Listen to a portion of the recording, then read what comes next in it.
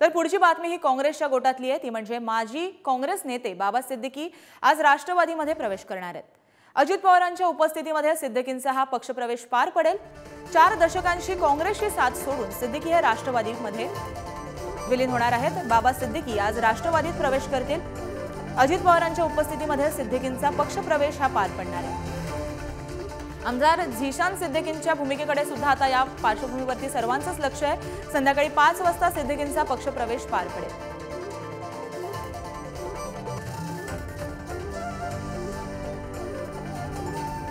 तर माजी काँग्रेस नेते बाबा सिद्दीकी आज राष्ट्रवादीमध्ये प्रवेश करणार आहेत। याचबाबत अधिक माहिती जाणून घेऊ आमचे प्रतिनिधी ओमकार यांच्याकडून। ओमकार, बाबा सिद्दीकींचा अखेर आज पक्षप्रवेश पार पडतोय।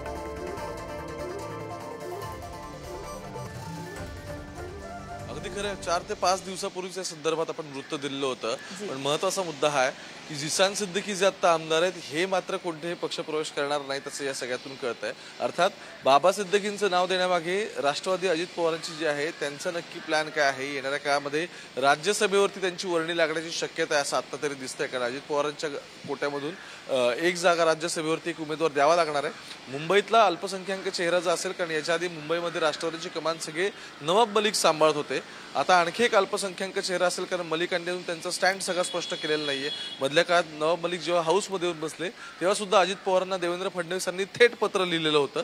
त्यामुळे आता आणखी एक नवीन बाबा सिद्दीकींच्या मार्फत मुंबईसाठी एक चेहरा देणं आणि ज्या चेहऱ्याला स्वतःचा मतदारसंघ आहे आणि येणाऱ्या काळात वेगवेगळ्या ठिकाणी पक्ष प्रसारासाठी जी व्यक्ती काम करू शकते, ओमकार, आपल्या पक्षप्रवेशाकडे लक्ष असणारच आहे, पण तत्पूर्वी धन्यवाद तुम्ही दिलेल्या माहितीसाठी।